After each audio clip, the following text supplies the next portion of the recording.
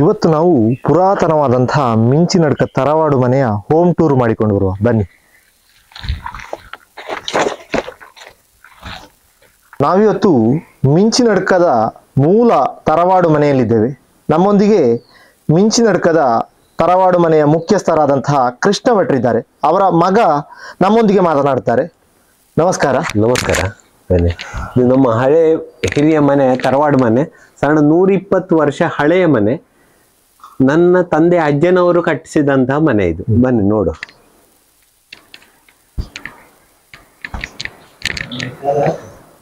ಇದು ಮನೆಯ ಮುಖ್ಯ ಚಾವಡಿ. ಇದು ಚಾವಡಿ, ಇದು ಬಾಜಾರ ಕಂಬ ಅಂತ ಹೆಸರಿದೆ ಎರಡುಗಳು. ಇದು ಕೆಳಗಡೆ ಇಳಿಸಿದಂತ ಭಾಗ. ಇನ್ನು ಮುಂದೆ ಒಳಭಾಗದಲ್ಲಿ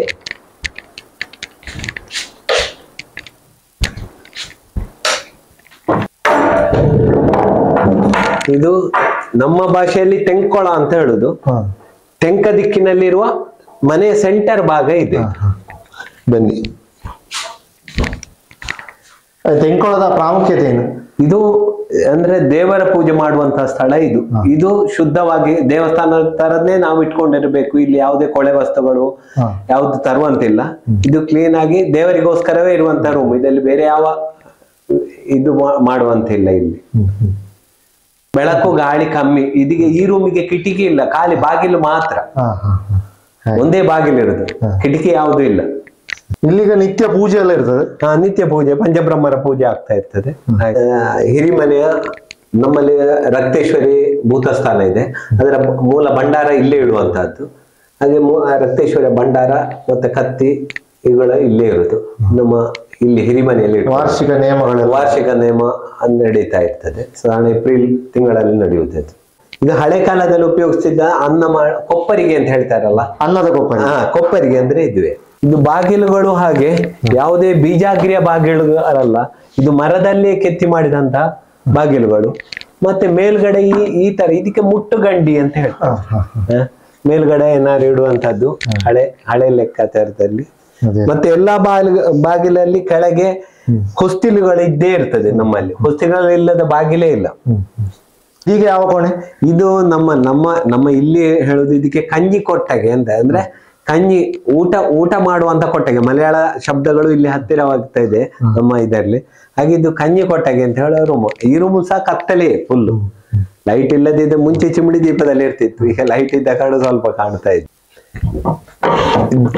ಚೀಪು ಅಂತ ಹೇಳ್ತಾ ಇರೋದು. ಬಾಗಿಲನ್ನು ಮುಂಚಿನದು ಲಾಕ್ ಮಾಡುವಂತದ್ದು ಇದರಲ್ಲಿ ಈ ತರ ತೆಗೆಯೋದು. ಮರದ ಬಾಗಿಲು. ಪ್ರಧಾನ ಭಾಗದಿಂದ ಇಳಿಸಿದಂತಹ ಜಗಲಿ. ಹೊರಗಡೆ ಸುತ್ತು ಈ ತರ 5 ಫೀಟ್ ಅಗಲಕ್ಕೆ ಮನೆಯ ಸುತ್ತಲೂ ಜಗಲಿ ಇದೆ, ಓಪನ್ ಆಗಿ. ಇಲ್ಲಿ ಎಂತ ಮಾಡ್ತಾ ಇದ್ರಿ ಹಿಂದೆಲ್ಲ? ಹಿಂದೆ ತರಕಾರಿ ಹಚ್ಚುದು, ಅಡಿಕೆ ಇದು ಮಾಡುದು, ಇಂಥ ಕೆಲಸಗಳು, ಭತ್ತ ಇದು ಇಡ್ತಾ ಇದ್ರು ಮುಂಚೆ. ಮುಂಚಿನ ಬಾಗಿಲುಗಳೆಲ್ಲ ನೋಡಿ, ಉದ್ದದವರು ಎಷ್ಟೇ ಇದ್ರು 4 ಫೀಟ್ಗಿಂತ ಮೇಲೆ ಇದ್ದವರು ಸಹ ತಲೆ ತಗ್ಗಿಸಿ ಹೋಗ್ಬೇಕಾದಂತ ಬಾಗಿಲು. ಇದು ನೋಡಿ, ಇದಂತದ್ದೇ. ಈ ಬಾಗಿಲು 4 ಫೀಟ್ ಇದ್ದವರು ಸಹ ತಲೆ ತಗ್ಗಿಸಿ ಹೋಗ್ಬೇಕು. ಮನೆಯೊಳಗೆ ದೇವರ ಕೊನೆಗೆ ಹೋಗುವಂತೆ ಇರ್ಬೇಕು. ಹೀಗೆ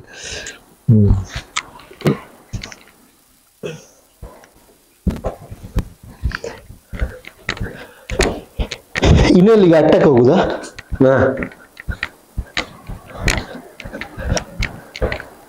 ಆಟ ನೋಡುವ ಬನ್ನಿ.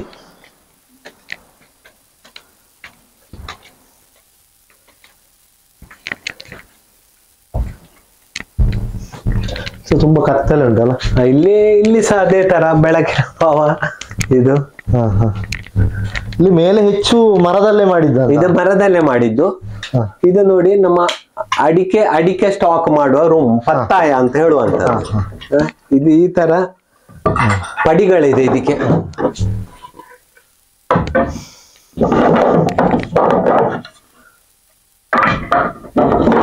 ಈ ರೀತಿ ಅಂದ್ರೆ ಅಡಿಕೆ ಯಾವ ಲೆವೆಲ್ಗೆ ಇದೆ ಆ ತರ ಹಾಕ್ತಾ ಹೋಗುದು. ಮತ್ತೆ ಅಡಿಕೆ ಬೆಚ್ಚಗೆ ಬೇಕಲ್ಲ? ಬೆಚ್ಚಗೆ ಬೇಕು. ಇದು ಇನ್ನೊಂದು ಫ್ಲೋರ್ ಮೇಲ್ಗಡೆಗೆ. ಅಟ್ಟದ ಮೇಲೆ ಅಟ್ಟ.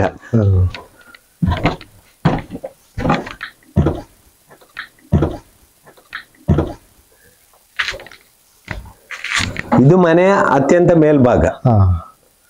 ಇದು ಸೆಕೆಂಡ್ ಫ್ಲೋರ್. ಹಳೆ ಹಂಚಿನ ಮನೆದು. ತುಂಬಾ ಬಿಸಿ ಉಂಟು. ಹಾ, ಮಳೆಗಾಲದಲ್ಲಿ ಅಡಿಕೆ ಶೇಖರಣೆ ಇಲ್ಲಿ.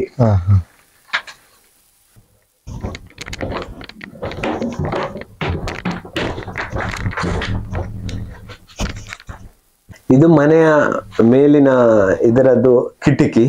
ಈ ಕಿಟಕಿಯನ್ನು ಮುಚ್ಚುವಂತದ್ದು ಈ ಮಂಚದ ಟೈಪೇ. ಇದನ್ನು ಎತ್ತಿ ಫೋಲ್ಡ್ ಮಾಡಿ ಇದಕ್ಕೆ ಹಾಕಿದ್ರೆ ಇದು ಕಿಟಕಿ ಬಂದ್ ಆಗ್ತದೆ. ಇಲ್ಲ ಅಂದ್ರೆ ಓಪನ್ ಮಾಡಿದ್ರೆ ಮಂಚ, ಮಲ್ಕೊಳ್ಳೋ ಮಂಚ. ಆ ತರದ್ದು ಹಳೆ ಸಿಸ್ಟಮ್ ಇದು. ಹೆಚ್ಚಿನ ಕಾಲದಲ್ಲಿ ದೊಡ್ಡ ದೊಡ್ಡ ಕಪಾಟುಗಳು ಕಮ್ಮಿ, ಈ ತರ ಟ್ರಂಕ್ಗಳಿತ್ತು. ಟ್ರಂಕ್ಗಳಲ್ಲಿ ಬಟ್ಟೆ ಬರೆಗಳನ್ನು ಇಡ್ತಾ ಇದ್ರು. ತುಂಬಾ ಮೇಲೆ ನೀರುಂಟು. ನಮಸ್ಕಾರ. ನಮಸ್ಕಾರ. ಈ ಮಿಂಚಿನಡ್ಕ ತರವಾಡು ಮನೆಯ ಬಗ್ಗೆ ನಮಗೆ ಹೇಳ್ಬೋದು? ಹೌದು, ಈ ತರವಾಡು ಮನೆ ಅಂತ ಹೇಳಿದ್ರೆ ನಮ್ಮ ಬುಡ ಮೊದಲು ಕೋಣಮೆ ಅಂತ ಕುಂಬಳೆ ಹತ್ರ, ಅಲ್ಲಿಂದ ಈ ಮಿಂಚಿನಡ್ಕಕ್ಕೆ ಬಂದ 200 ವರ್ಷ ಆಗ್ಬಹುದು. ನನ್ನ ಅಜ್ಜ ಕಟ್ಟಿಸಿದ ಮನೆ ಇದು. ಇದಕ್ಕೆ ಒಂದು 120 ವರ್ಷ ಆಗ್ಬಹುದು. ಈಗ ಈ ಮನೆಯಿಂದ ಬೇರೆ ಆಸ್ತಿ ಮಾಡಿ ಕೆಲಸದಲ್ಲಿ ಹೋಗಿ ಒಂದು 100 ಜನ ಇರ್ಬೋದು. ಈಗ ಇದಕ್ಕೆ ತುಂಬಾ ದೊಡ್ಡ ಕುಟುಂಬ. ದೊಡ್ಡ ಕುಟುಂಬ. ಎಲ್ಲರೂ ಈಗ ಹೆಚ್ಚಿನ ಜನರು ಉದ್ಯೋಗದಲ್ಲಿ ಬೇಟೆಯಲ್ಲಿದ್ದಾರೆ. ಆದರೂ ಕೃಷಿಯಲ್ಲಿ ಒಂದೊಂದು ಮನೆಗೆ ಒಬ್ಬರೊಬ್ಬರು ಇದ್ದಾರೆ. ನಾವು ಇಲ್ಲೇ ಒಂದು 8-10 ಎಕರೆ ಗುಡ್ಡೆ ತೋಟ ಎಲ್ಲಾಗಿ ಉಂಟು. ಹೇಗೋ ಇಲ್ಲೇ ಇದ್ದೇವೆ. ಈಗ ಹಿಂದೆ ಕೂಡು ಕುಟುಂಬ ಆಗಿದ್ದಾಗ ಈ ಮನೆಯಲ್ಲಿ ಎಷ್ಟು ಜನ ಎಲ್ಲ ಇದ್ರು? ಈ ಒಂದೇ ಮನೆಯಲ್ಲಿ ಒಂದು ಹೊತ್ತಕ್ಕೆ ಒಂದು 15-18 ಜನ ಊಟ ಮಾಡಿಕೊಂಡಿದ್ರು. ರಾತ್ರಿಗೂ ಹಗಲು. ಎಂತೆಲ್ಲ ಮೆಟೀರಿಯಲ್ ಅನ್ನು ಉಪಯೋಗಿಸಿದ್ದಾರೆ ಮನೆ ಕಟ್ಟುವ ಈ ಸಂದರ್ಭದಲ್ಲಿ? ಮನೆ ಕಟ್ಟುವ ಸಮಯದಲ್ಲಿ ಗುಡ್ಡೆಯಲ್ಲಿ ಕಾಡಿನಲ್ಲಿ ಧಾರಾಳ ಮರಗಳು ಉಂಟು. ಮೋಪನ ಕಡಿದು ತಂದ ಹಾಗೆ 4 ಬದಿಗೆ ಎತ್ತಿದರೆ ಆಯ್ತು. ಗೀಸುಳಿ ಸಪ್ಪಾಯಿ ಅಂತದೂ ಇಲ್ಲ. ಒಳಗೆ ತಿರುಳುಂಟು, ಹೊರಗೆ ಕಾಣುವಾಗ ಇದು ಈಗ ಏನೋ ಕಾಣ್ತದೆ ಅಷ್ಟು. ಮತ್ತೆ ಮಣ್ಣಿಗೆ ಸಿಮೆಂಟ್ ಇಲ್ಲ, ಮಣ್ಣು ಮತ್ತು ಕುಮ್ಮಾಯ ಅಂತ ಹೇಳ್ತಾರೆ, ಅದ್ರ ಮಾತ್ರ ಹಾಕಿ ಕಲ್ಲು ಕಟ್ಟಿದ್ದು. ಕಲ್ಲು 16 ಇಂಚು ಅಗಲ ಉಂಟು, ಮತ್ತು 8 ಇಂಚು ದಪ್ಪ ಉಂಟು ಗೋಡೆ ಒಳಗೆಲ್ಲ. ಹೊರಗಿಂದ ಸ್ವಲ್ಪ ಮಣ್ಣುಂಟು. ಈಗ ಹೆಚ್ಚಿನ ಭಾಗ ಈಗ ಮರ, ಸುಣ್ಣ, ಮಣ್ಣು ಎಲ್ಲ ಉಪಯೋಗಿಸಿ ಮಾಡಿದಂತ ಮನೆ ಇದು ಹಳೆ ಕ್ರಮದಲ್ಲಿ. ಆ ಕಾಲದಲ್ಲಿ ಮನೆ ಕಟ್ಟಲಿಕ್ಕೆ ಎಷ್ಟು ಖರ್ಚಾಗಿರ್ಬೋದು? ನಾನು ಹೇಳುದು ಕೇಳಿದ್ದು, ಆಚಾರ್ಯ ಅಂತ ಮರದ ಕೆಲಸ ಮಾಡುವವರಿಗೆ 4 ಆಣೆ, 1 ರೂಪಾಯಿ ಕೊಟ್ಟರೆ 4 ದಿವಸ ಕೆಲಸ ಮಾಡ್ತಾರೆ ಅವರು. ಮತ್ತೆ ಕೂಲಿ ಕೆಲಸದವರಿಗೆ ಊಟ ಕೊಟ್ಟರು 2 ಆಣೆ ಕೊಟ್ಟರು ಆಯ್ತು. 5,000 ಖರ್ಚಾಗಿದೆ ಅಂತೆ ನಗದಿನಲ್ಲಿ ಮನೆಗೆ. ಮರಕ್ಕೆಲ್ಲ ಕ್ರಯ ಇಲ್ಲ.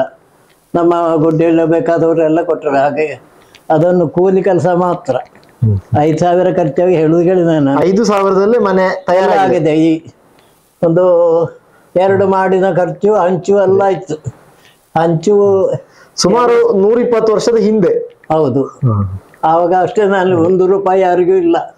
1 ರೂಪಾಯಿ ಅಂತೇಳಿ ಮನುಷ್ಯರು, ಅದು ಬೆಳ್ಳಿ ರೂಪಾಯಿ. ಈಗಿನ 1000 ಎಷ್ಟು ಉಂಟಂತೆ. ಆ 1 ರೂಪಾಯಿ ಕೊಟ್ಟರೆ 4 ಕೆಲಸ ಆದೀತು. ಸುಮಾರು ಎಷ್ಟು ಜನ ಆಳುಕಾಳುಗಳೆಲ್ಲ ಇದ್ರು ಆವಾಗ? ಸಾಧಾರಣ ನಿಶ್ಚಯ ಒಂದು 20 ಜನ ಇತ್ತು. ಒಂದು 10-12 ಜನ ಹೆಂಗಸರು, ಸೊಪ್ಪು ಮತ್ತೆ ಹೂವೆಲ್ಲ, ದನಗಳಿಗೆ ಹುಲ್ಲೆಲ್ಲ. ಬಾಕಿ ಗಂಡಸರು ಒಂದು ಸಾಧಾರಣ 20. ಇವಸರು ಸಂಜೆಗೆ ಭತ್ತ ಕೊಡುದು ಕೂಲಿ. 2 ದಿವಸಕ್ಕೊಮ್ಮೆ ಗಂಡಾಳಿಗೆ 4 ಸೇರು ಅಂತ ಹೇಳ್ತಾರೆ, ಹೆಣ್ಣುಗಳಿಗೆ 2 ಸೇರು ಭತ್ತ. ತೆಂಗಿನಕಾಯಿ ಆದ್ರೆ 2 ತೆಂಗಿನಕಾಯಿ ಕೊಟ್ಟರೆ ಆಯ್ತು. ಗಂಡಸಿಗೆ 4 ತೆಂಗಿನಕಾಯಿ ಕೊಟ್ಟರೆ ಆಯ್ತು. 1 ಹಣೆಯನ್ನು ಇತ್ತು ತೆಂಗಿನಕಾಯಿಗೆ. 4 ತೆಂಗಿನಕಾಯಿ ಕೊಟ್ಟರೆ 1 ಕೂಲಿ ಆಯ್ತು, ಅಥವಾ 4 ಸೇರು ಭತ್ತ. ಇದುವೇ ಅವಾಗ ಕೂಲಿ. ಕೂಲಿ ಅಷ್ಟೇ. ಹಣದಲ್ಲಿ ಕೂಲಿ ಕೊಡ್ಲಿಕ್ಕೆ ಇಲ್ಲ. ಹಣ ಖರ್ಚು ಇಲ್ಲ. ಹಿಂದಿನ ಮನೆಗಳು ಎಷ್ಟು ಚಂದ ಅಲ್ವಾ? ಈಗೆಲ್ಲ ನೋಡ್ಲಿಕ್ಕೆ ತುಂಬಾ ಅಪರೂಪ. ಇವತ್ತಿನ ಈ ವಿಶೇಷವಾದಂತಹ ಮನೆಯನ್ನು ನೋಡಿ ನಿಮಗೆಲ್ಲ ಖುಷಿಯಾಗಿರ್ಬೇಕು ಅಂತ ಹೇಳಿ ನಾನು ಭಾವಿಸ್ತೇನೆ. ಇನ್ನೊಂದು ಹೊಸ ವಿಷಯವನ್ನು ಹೊತ್ತು ಮುಂದಿನ ವಿಡಿಯೋದಲ್ಲಿ ಸಿಗ್ತೇನೆ. ನೋಡ್ತಾ ಇರಿ ಕನ್ನಡ ವಿಪುಲ ನ್ಯೂಸ್. ನಮಸ್ಕಾರ.